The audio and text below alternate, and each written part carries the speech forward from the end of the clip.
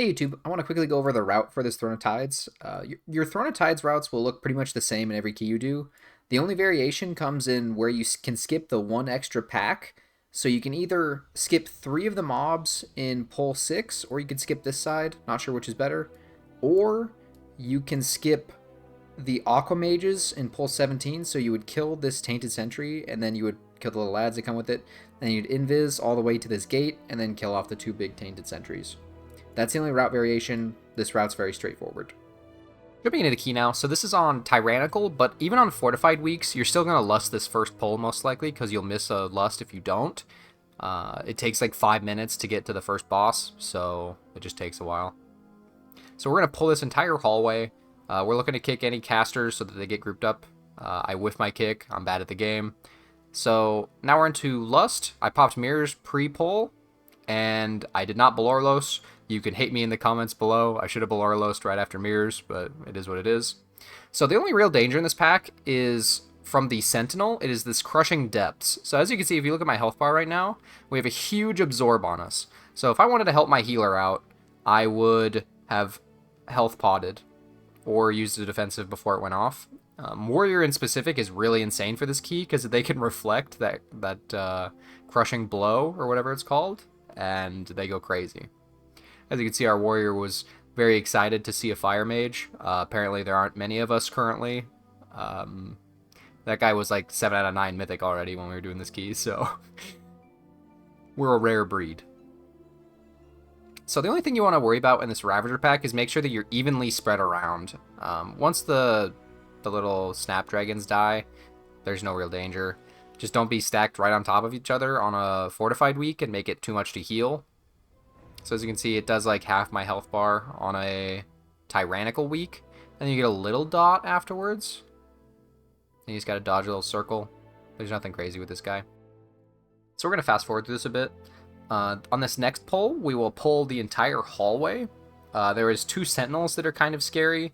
That is the biggest thing you need to worry about, is the crushing depths from those sentinels. So other than that, you're just looking to kick lightning bolt and interrupt the healing waves that go off. But this pack looks intimidating, but the little guys aren't actually scary. They get all grouped up, and we have a bunch of Demon Hunter sigils silencing them for forever. They don't get to play the game. And now we're getting ready for the first crushing depths to see what goes on. Our warrior spell reflected the crushing depths, and the other one went on the healer, so he just needs to heal himself. Again, warrior goes crazy in this dungeon with the spell reflex. So now we're just still cleaving it all down. This is that pack size that fire mages hate. We do not like 3 target or even 2 target. This pack size sucks. So hopefully I staff here to get staff on cooldown. Oh, I Valorlos just to finish it off. I'd get Valorlos on CD, and I don't staff. Okay, I definitely should have staffed and probably held Valor. But this next pack is the scariest pack in the dungeon, and probably the pack I wipe 2 the most on in my pugs. So you want to line of sight at this little pillar thing to get them all grouped up and close, and then you very quickly need to start AoE CCing them to get your feet under you. We make it look pretty simple because we're a 4-man, but it's really not as simple as we make it seem. We have Demon Hunter sigils. Demon Hunter sigils is just crazy. They're not casting anything right now. They're just doing nothing. And they're nearing dead. And now the packs are actually dead. Demon Hunter CC is just crazy in a coordinated group. It's something else. If you get Lightning Surge on you, just walk out of the group and see if your healer dispels you. If not, you just pop a defensive. It does hurt on Fort weeks, but Tyrannical, not a huge thing. So now it's packs that we've already dealt with. So we have the Ravager and the same little guys. So we decide to clear the whole room here because it's Tyrannical. And then we clear the entire dungeon in this route. But ideally you could skip one of these little packs on the sides. So we're just looking to chain stun these, interrupt the healing waves and lightning bolts. I'm using Blast Wave plus Torrent Stomp if I'm really trying to sweat the CCs, but this comp in specific has just a billion ways to interrupt whatever you're going against. Through Evoker lineups and Fire Mage DB Bonk, Torrent Stomp, and Demon Hunter sigils. It's silly. honestly. That's why you can see these insane big pulls in this kind of group, is we just interrupt the enemies for forever.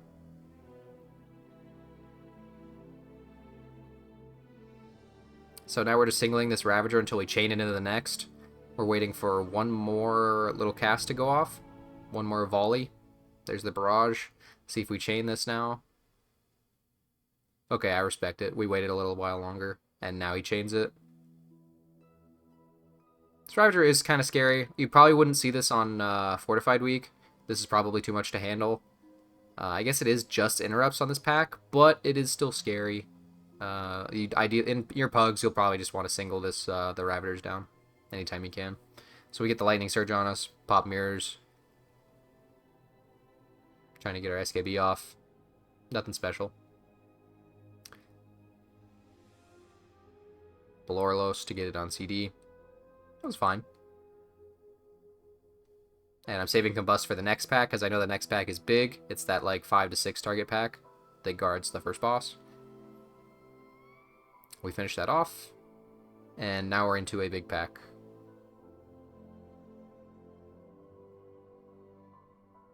I build up SKB before I actually press Combust, which I agree with. I think that's good.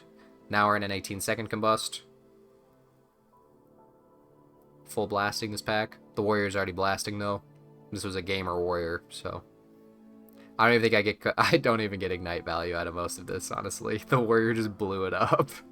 I shouldn't... Actually, if you're gonna one-tap the mobs that quickly, 18-second Combust doesn't get the value you want it to.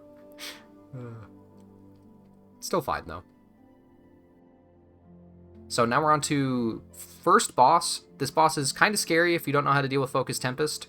I will explain it the best I can. So Focus Tempest happens, I think it's like 10 seconds in here. So we have an SKB going into this. We just do our SKB, and then we get the first Focus Tempest. So the way this works is it randomly selects one person for the first cast, and then every cast after that is the closest person to the original target. So you're able to manipulate this by making a square and putting your tank in the middle of that square, if that makes sense. If you get Shock Blast, you just bring it out of the group and dodge. But Focus Tempest is the scariest thing about this fight.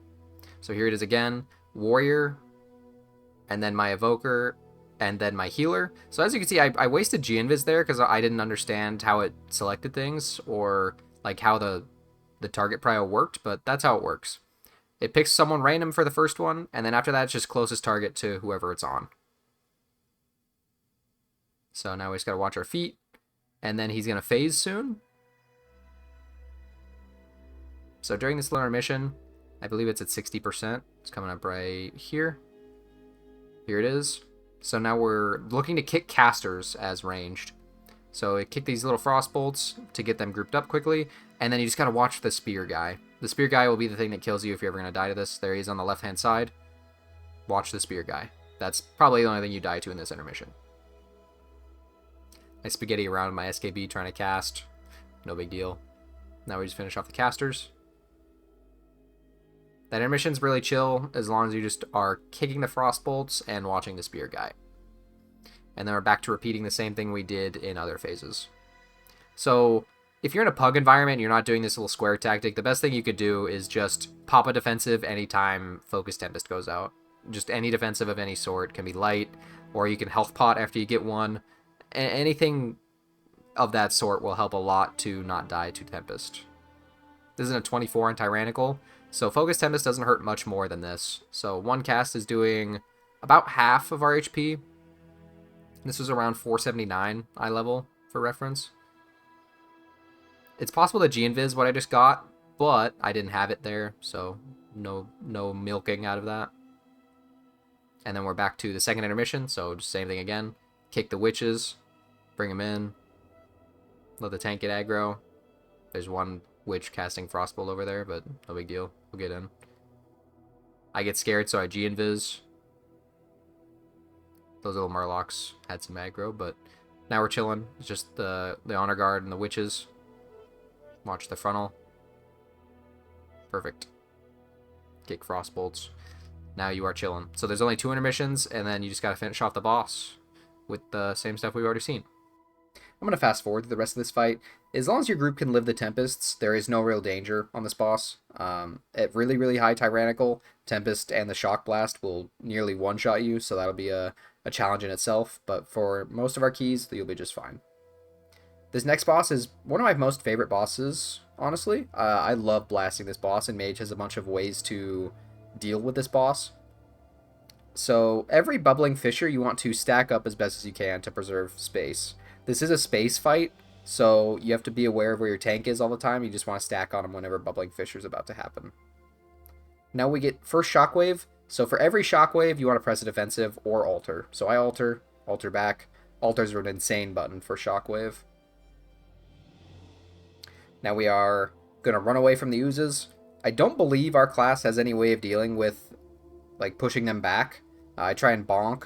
Bonk doesn't do anything. Frost Nova doesn't do anything. I think they're immune to Frost Nova, so you gotta let other classes try and CC them. But if not, then you just run away from them. Then we stack up again, and then we get another Shockwave. So here I'm gonna cycle another defensive on the Shockwave. Hopefully, I should G-Invis or something. I Ice Colded. Yeah. As long as I have something going for that Shockwave, you are very happy. So now we're going to get ready to kite around the oozes again for the Awaken Ooze when they start chasing us.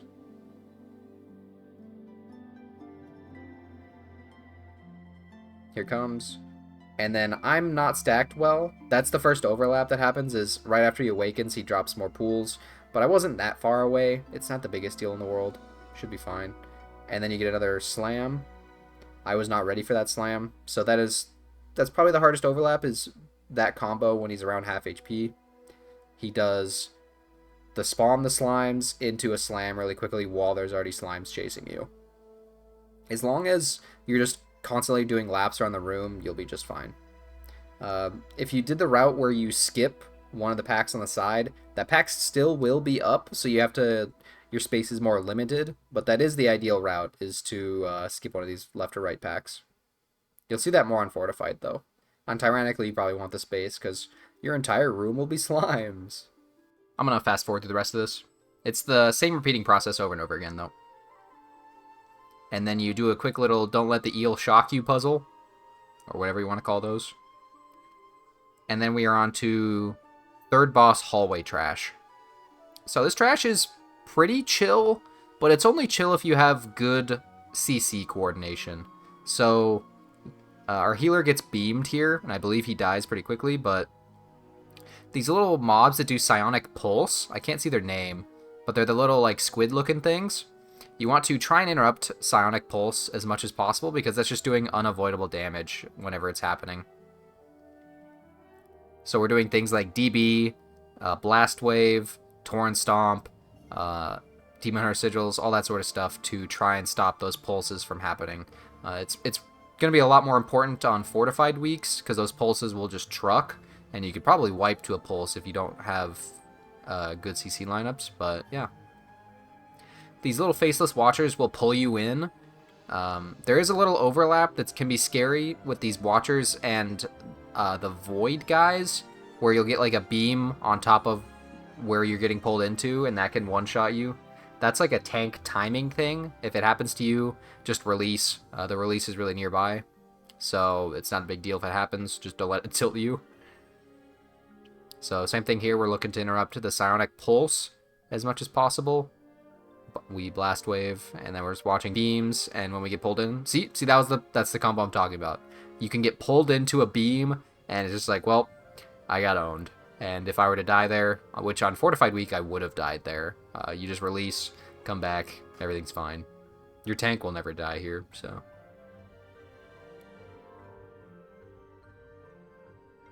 Then we're into 2 Void plus 2 Watcher, or 2 Seer plus 2 Watcher. So you want to kick Mind Flay. It super screws one person there. If we would have let one more tick of that ray go off, it would have killed my Evoker. But we don't, thankfully. So this is what I'm talking about with the beam plus pull in. So ideally I'm trying to bait beams not near the center of this, but it's kind of unavoidable sometimes. Like it almost happens again right there. It'll happen.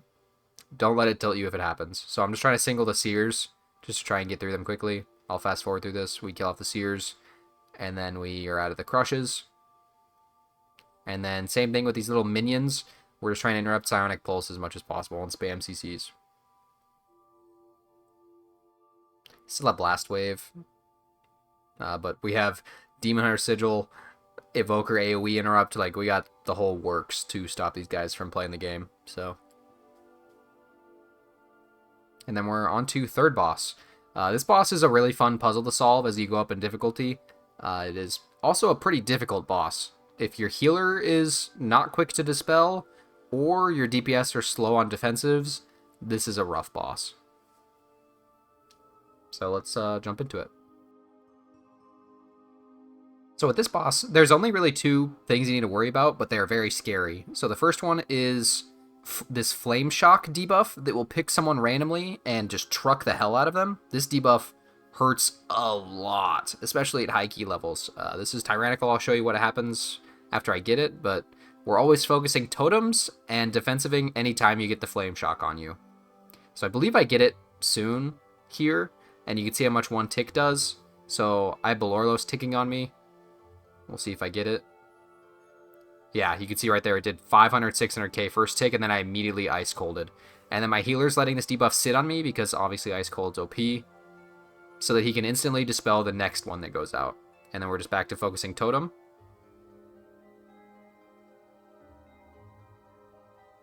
So we finish off this totem. The totem just hurts the tank a lot. And as you can see, our warrior reflected the Flame Shock there for 600, 700k. It trucks. So you need to make sure that you're topped anytime anytime that debuff goes out.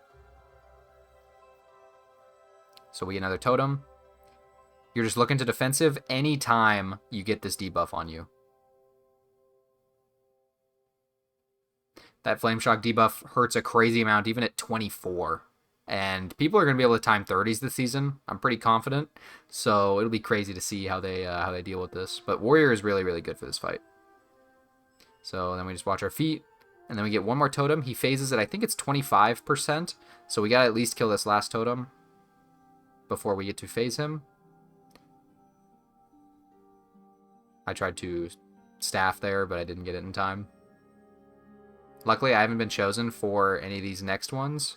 I would G-Invis if I got another one. I have it right now. I'm just eating it normally.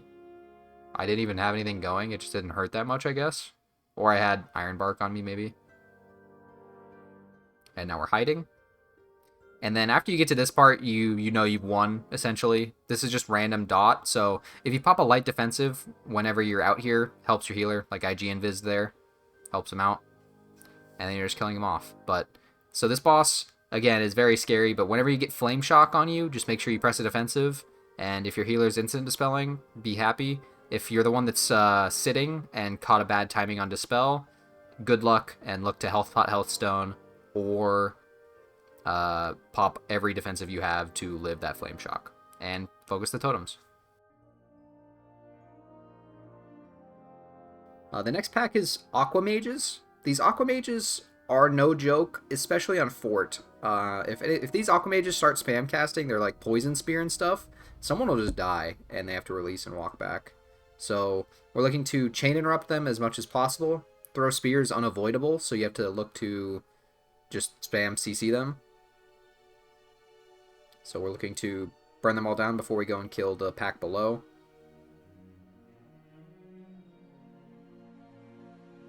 Ice Nova is kind of helpful here because they do jump around sporadically, so trying to keep them in one place for cleave is helpful. And we finish off the pack. I'm holding Combust to blow up the sentry. If there's no Aqua Mages in the pull you're doing, single targeting this guy is very useful. As you can see, I'm just single target combusting the sentry, because if I was flame striking, I would be unethically padding. That's bad. So the way this works is whenever Swell is going off, if there's little guys that just died, you can see the shadow debuff in the top right of my frames. The more little guys you kill, the more damage you take from Swell until it falls off. So just make sure you don't kill a bunch of little guys before a Swell goes off, and you'll be completely safe on these packs. The only danger is if you pull really crazy in this hallway and then kill off a bunch of the little guys before a Swell happens, and then Swell will just like one-shot you. So The little guys will just keep coming in until you complete the gauntlet. So we go up here and get ready to pull it next. We're just finishing off the little guys and these aqua mages. There are aqua mages in this pack. So we're just looking to chain CC, same stuff as above. DB and finish them off. And then we are into another swell pack. I have Combust coming up soon. So I'm just going to single target the sentry. I do have Balorlos. I should Balor right now. No big deal. In Combust now. Blowing up the large guy. I'm going to fast forward the rest of this hallway. It's all stuff we've already seen. Just make sure you get interrupts on this large Aqua Mage pack. These guys can truck. You want to make sure you have coolies going into these, especially on Fort Week. They're scarier than the sentries. So as you can see, we just single target down the sentries. And then we are into last boss. This boss is a puzzle to solve, but I will tell you the easiest way to deal with it. So as you can see, I'm going to use my editing powers to skip our wipe. We wipe to this boss at a very low percent because we did not manage space well. So I'm going to try and guide you the best I can. So we want to Venn diagram every one of these. So as you can see, this was like perfect. Our first place there was perfect. This means that when the clears go out, they can just go step in the pool now. And it completely eliminates all of the bad if you get a Venn diagram like that every time. So now the ads come out. As range, we want to immediately kick one of them. Doesn't matter. I'm lazy, and I did not kick anything. I'm useless. Ideally, I kick one thing there, but we want to look where a team is and just stack up with them all the time so that we can get a Venn diagram. So when the last ad dies, he drops bad on the ground, so I'm trying to place it near the bad that the ad dropped. And we did a good job there. We Venn diagrammed it again, and the ad pool that was left on the ground will be able to get cleared up too. So we clean it up, and then we get to this last one, and we're also able to clear it up. So as you can see, that was a 100% clear ground after the full rotation. So we're looking to Venn diagram again here when it comes up in 5 seconds to kill off the ads. The scariest part of this, so I think I do it here. So when this ad pool drops on the ground, it expands slowly throughout the time. So as you can see, I took ticks of standing on the bad there. You want to make sure you give yourself enough space from the ad pool to still Venn diagram safely without being inside of it. But our space management on this pole was crazy good. So as you can see, we've done a really good job so far. We're just looking to kick the ads again and then stack up near where the ads died to put the bad pools near them and then get a Venn diagram going. In a pug environment, you're just looking to stack on top of your friends as much as possible and then just spread out for the debuff that goes out. If it's not a perfect Venn diagram, don't fret too much. So here we have one pool that's kind of far. We'll see if we're able to deal with it. But as you can see, we still have a lot of space with not much boss HP left. So it should be okay even if we don't get a full clear it. But we still full clear it, as you can see. Yeah, really big deal to just try and overlap as much of the bad pools as you can to save space. It is possible to have a fully clean room the entire fight. So Fire Mage is really good at this fight because we get a bunch of passive cleave on the ads while we still single target the boss. And we get one more pool here after the ad died. So as you can see, we just put it close to boss here. We don't Venn diagram it completely. So this clear will be a little bit scuffed. Maybe we don't get a full clear it.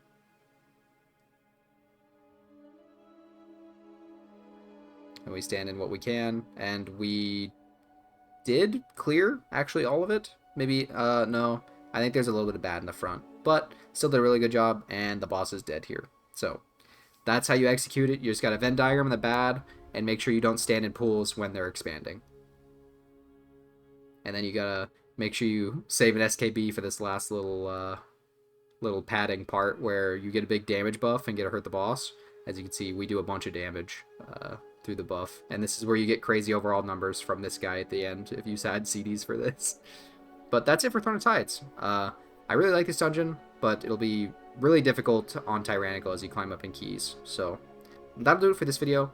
If this video helped you at all, feel free to subscribe or check out my Patreon in the description below. Thanks guys, and I'll catch you in the next video.